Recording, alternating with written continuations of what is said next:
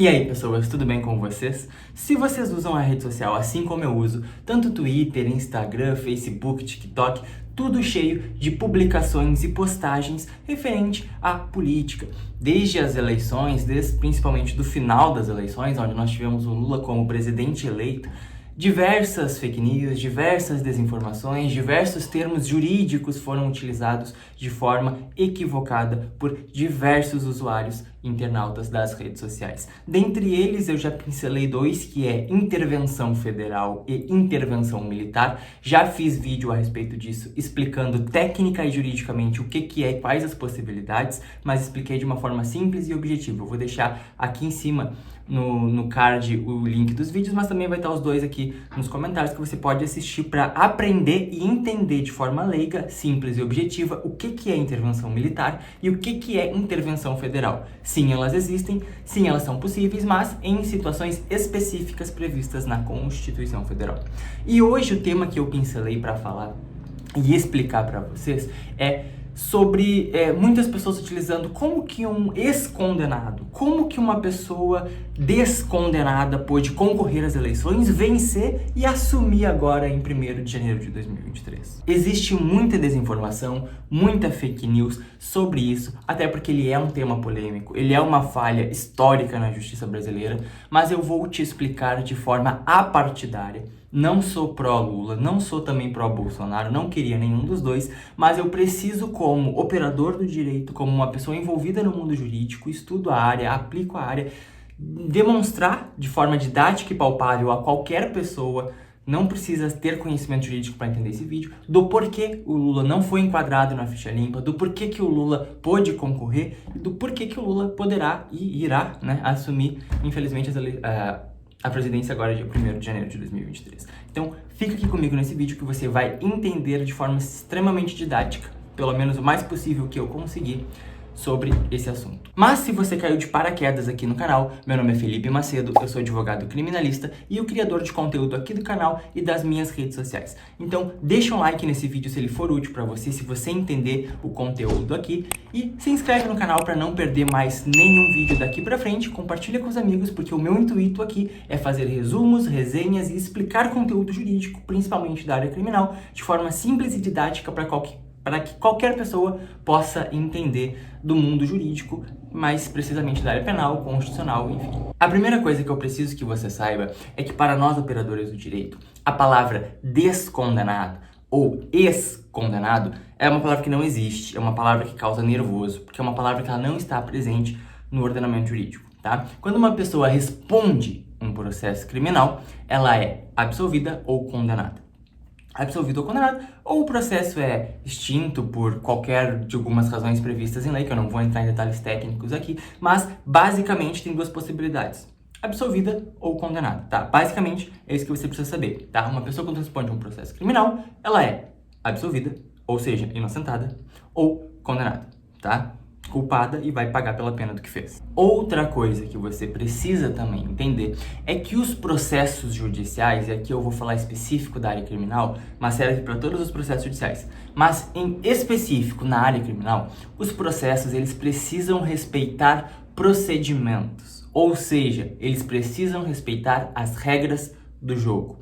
Pensa num tabuleiro de xadrez, num jogo de xadrez. Nós temos lá o tabuleiro, nós temos a disposição das peças de xadrez e cada peça tem um movimento diferente da outra e cada movimento é respeitando a regra do jogo, tá? O cavalo tem um movimento em L, o bispo um movimento diagonal, a torre nas retas.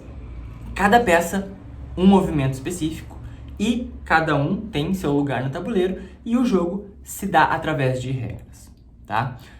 O processo é assim também. O processo, nós temos as peças do processo, que é o juiz, promotor, advogado, oficial de justiça, estagiário, réu, enfim, vítima. Nós temos as peças e cada peça dentro do processo tem o seu funcionamento, o seu movimento e todos precisam respeitar as regras que regem o processo, tá? Você também pode pensar, por exemplo, num jogo de futebol. Nós temos o campo, nós temos 11 jogadores de cada lado. Cada jogador tem a sua posição, cada jogador faz a sua função dentro do campo e, além disso, temos as regras do jogo. Se não for goleiro, não pode tocar com a mão na bola. Se for goleiro, não pode tocar com a mão na bola fora da área. Tá? Nós temos um juiz que é o responsável por garantir as regras do jogo pelos jogadores.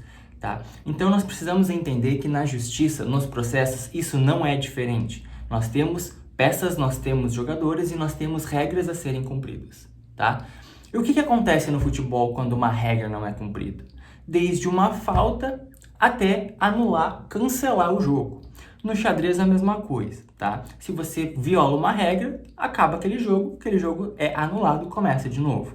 Na justiça, no processo criminal, não é diferente. Nos processos que o Lula respondia, que eu fiz uma pesquisa no Google e ele respondia bem mais de 20 processos, aconteceu que os procedimentos não foram respeitados. As regras do jogo não foram respeitadas. E uma vez que as regras do jogo não foram respeitadas, aconteceu o quê? O processo ou os processos foram anulados. Na justiça, quando um processo é anulado, ou ele vai começar desde o início, lá nos primórdios da denúncia, tudo de novo, ou desde o ato anulado. Se foi só uma audiência que foi anulada, o processo vai recontinuar daquela audiência que foi anulada. Se faz aquela audiência de novo e começa dali.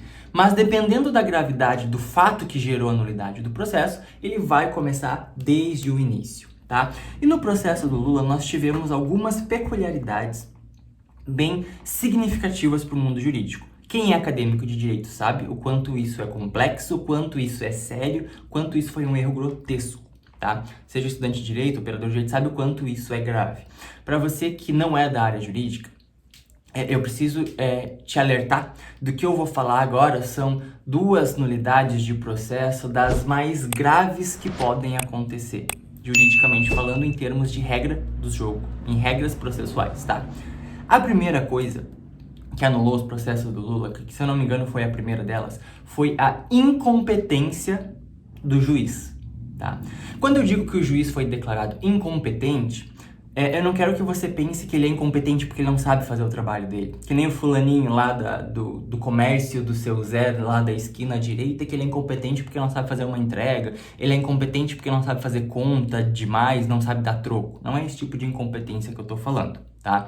Na justiça, nós temos, dentre tantas as regras, nós temos a regra da competência. O que isso significa? Isso significa que os juízes de direito, os juízes federais, os juízes do trabalho, eles são competentes para julgar processos dentro da sua jurisdição.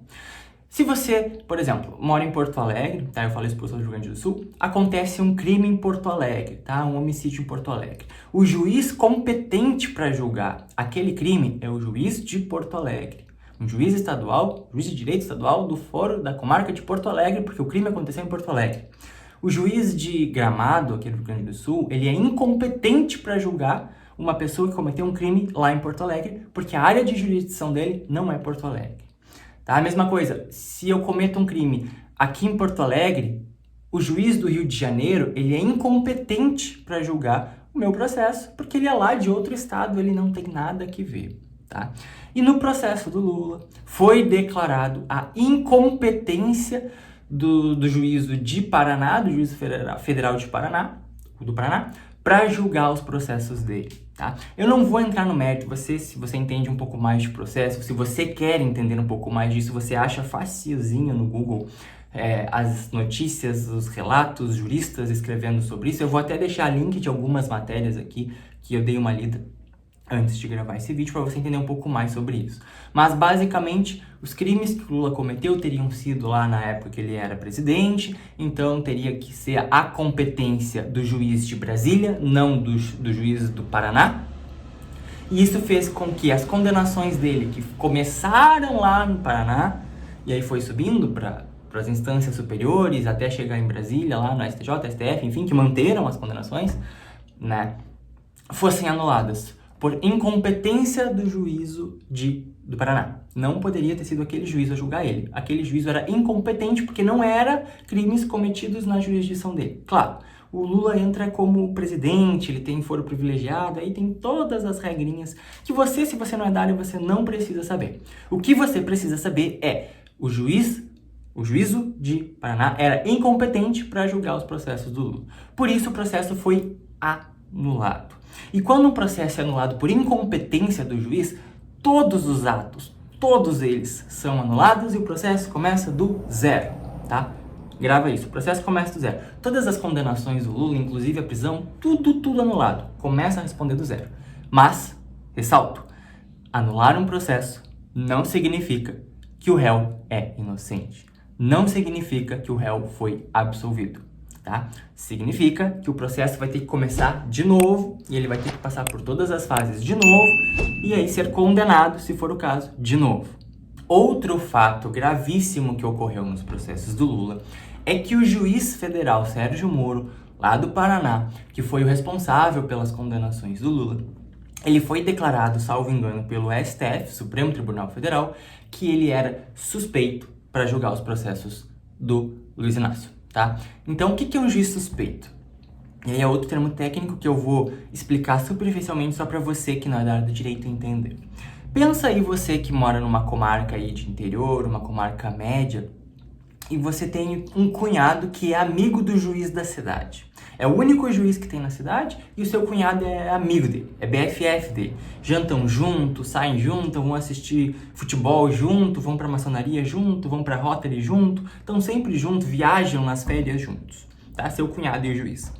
Se o seu cunhado cometeu um crime, ele não pode ser julgado por este juiz, porque este juiz é amigo íntimo dele. Tá? Isso é uma causa de suspeição. O juiz vai ter que se dar por suspeito, porque ele não vai ter a imparcialidade 100% garantida, porque ele é amigo do seu cunhado. Outro exemplo, o seu cunhado não é amigo do juiz, o seu cunhado é inimigo do juiz. O juiz tinha uma namorada muito bonita, cobiçada na cidade, todo mundo achava ela uma mulher linda, maravilhosa. O seu cunhado também. O seu cunhado foi lá, falou com ela, conversou, desenrolou, e começou a ficar com ela. O juiz traiu ela com o juiz, aí terminou com o juiz e foi namorar com seu cunhado. Não, mas peraí, eu tô fazendo... Enfim, seu cunhado terminou com a sua irmã e aí começou a namorar com a namorada do juiz. Enfim, o que acontece? Acontece que esse juiz é muito ciumento, ele é psicopata e aí ele quer a todo custo ferrar com o seu ex-cunhado. Então, esse juiz, quando o seu ex-cunhado cometeu um crime, ele não pode julgar o processo do seu ex-cunhado, porque ele, obviamente, não vai ser imparcial, porque ele quer ferrar o seu cunhado, tá? Outra causa de suspeição, eles são inimigos, tá? Inimigos mortais. No caso do Sérgio Moro e do Luiz Inácio, o Sérgio Moro foi declarado suspeito para julgar os processos do Lula, porque dizem... E vazaram provas, áudios, tá nas notícias, tudo, que o juiz Sérgio Moro, ele tinha conglomerado com a acusação, através do Dallagnol lá, procurador de justiça, para ferrar o Lula, tá? Tava o juiz, que é quem julga, e o acusador, que é quem acusa, em complô para ferrar o réu. Isso é extremamente errado, isso é extremamente anulável num sistema democrático de direito, num sistema de justiça como é o nosso. O juiz, ele tem que ser imparcial, ele não pode ter amigo nem fazer complô com a parte acusatória para ferrar o réu. Então, por causa disso, o Moro foi tido como suspeito pelo STF e todos os processos lá de Curitiba, todos os processos ao qual o Moro foi o responsável por condenar o Lula, anulou a porra toda, tá? Tudo por quê? Porque o Moro foi incompetente territorialmente para julgar, porque não era de competência dele, porque não estava na jurisdição dele, e para fechar a tampa do caixão, o Moro foi tido como suspeito porque fez complô com a acusação para ferrar um réu, e isso é inadmissível no sistema jurídico brasileiro, no sistema democrático de direito, enfim. Né? Em pleno 2022, não pode um juiz fazer conglomerado com acusação para ferrar um réu. Embora aconteça aos montes, acontece, é normal. Mas, se vier a público, se as autoridades tomarem ciência disso, elas precisarão anular o processo. E foi o que aconteceu. Todos os processos do Lula, pelo qual o Moro era o responsável, foram anulados. E aí entra a terceira cagada, e essa fatal para os processos, o que permitiu o Lula poder se candidatar, se eleger e assumir agora no ano que vem. Com a anulação dos processos, o processo tem que começar do zero. E a partir do momento que o processo começa a contar do zero, e agora, no ano de, 2019, 18, não lembro quando é que foi, e os crimes foram cometidos lá quando o Lula era presidente, passou muito tempo. Então os processos, eles prescreveram. Houve a prescrição dos processos. O que é prescrição? Você que é da área jurídica, eu tenho um mini curso sobre prescrição, sobre todos os tipos de prescrição, eu vou deixar o card aqui, você pode ir, olhar, assistir, maratonar, são 4 vídeos ali de menos de 10 minutos, você vai aprender tudo sobre prescrição para faculdade, OAB, concurso, se você é operador de direito, para aplicar na prática. Mas para você que não é da área, o que é prescrição de forma genérica? Prescrição é a demora do Estado para punir, para processar, julgar e punir. Quanto demora demais para processar, para condenar ou absolver, mas no caso condenar e punir, prescreve. E a prescrição faz com que o Estado perca o direito de punir, perca o direito de processar e julgar aquela pessoa. Você provavelmente já deve ter ouvido, tá? Você provavelmente deve ter ouvido, porque é de conhecimento popular, que uma dívida prescreve em 5 anos. Se você não paga em 5 anos a dívida, ela prescreve e não podem mais te cobrar na justiça. Você provavelmente já ouviu falar disso. Ou, quando colocam você no Serasa, na SPC, você fica lá por aquela dívida só 5 anos, depois tem que tirar você de lá. Tá? Isso acontece na área civil, porque existe lá também a prescrição. Se a pessoa não consegue cobrar dívida em 5 anos, em 3 anos, a depender do tipo de dívida, ela prescreve e você não pode mais ser cobrado judicialmente. Mas isso não significa que você não deve mais. Significa que você não pode mais ser cobrado judicialmente.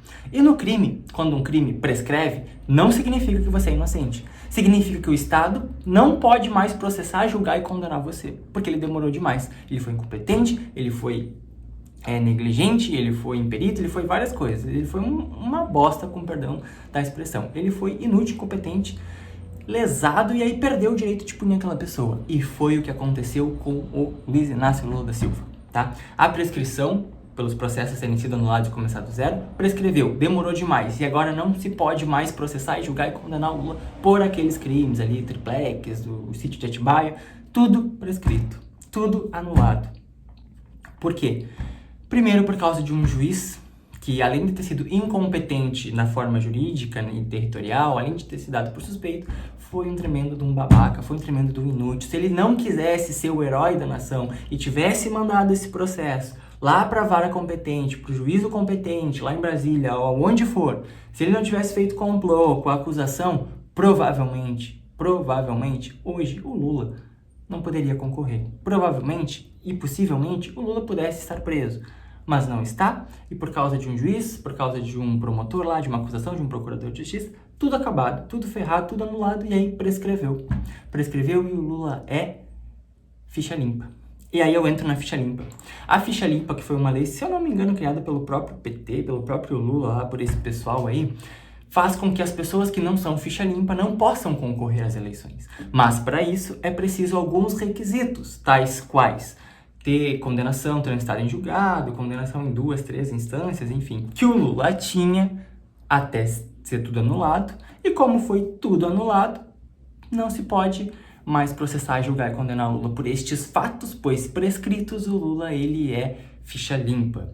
O Lula, juridicamente falando, ele é ficha limpa, ele é sem condenações nenhuma, mas ele não é um descondenado, porque as condenações deixaram de existir, juridicamente falando, tá? Então, juridicamente falando, o Lula é pra justiça inocente, porque na justiça brasileira, todos são inocentes até que se prove o contrário, tá? O Lula, na época, tinha provas para se provar o contrário e ele ser condenado, a princípio. Mas o juiz da época lá, Moro, Dallagnol, procurador, fez caca, bagunçou tudo. E hoje o Lula é inocente e livre para concorrer e assumir o país. Independentemente de opinião minha, independentemente de opinião de você, aqui é um vídeo técnico-jurídico de forma simples e objetiva, de forma leiga para qualquer pessoa entender. Tá? Eu não vou entrar no mérito da opinião de cada um, eu não vou entrar naquilo que você acha, naquilo que eu acho, não importa. Importa é que o Lula tinha o processo, foi condenado, tinha prova, foi condenado, mas por jurídica, por regras do processo, regras do jogo que não foram cumpridas pelo próprio juiz e pelo próprio procurador/promotor de justiça, por essas pessoas a regra não foi cumprida, os processos foram anulados, o juiz foi tido como suspeito porque ele não pode perseguir um réu, foi suspeito, anulou tudo e aí a prescrição acabou com tudo, ele não pode mais responder estes processos, por isso que o Lula é juridicamente inocente e não está enquadrado na lei de ficha limpa e assumirá a presidência do país no ano de 2023. Eu espero que você tenha entendido. Se você ficou com alguma dúvida, deixa nos comentários. Peço que gentilmente você não manifeste de forma pejorativa, de forma agressiva a sua opinião nos comentários. Se você quer manifestar uma opinião pacífica, é seu direito, eu faço questão que você deixe uma opinião aí, mas sem agredir os coleguinhas, sem agredir quem pensa diferente, tá bom? Esse vídeo foi totalmente técnico e apartidário, para expor a situação do que é, tá? Como estudante, como advogado, eu me sinto na obrigação e no dever de compartilhar com as pessoas a verdade daquilo do que acontece juridicamente falando, tá? Acabar com as fake news e compartilhar conhecimento. Então eu espero que você tenha entendido. Se você não entendeu qualquer coisa desse vídeo, deixa nos comentários ou me chama nas redes sociais, que eu vou deixar por aqui, ou nas redes sociais, ou na descrição vai estar.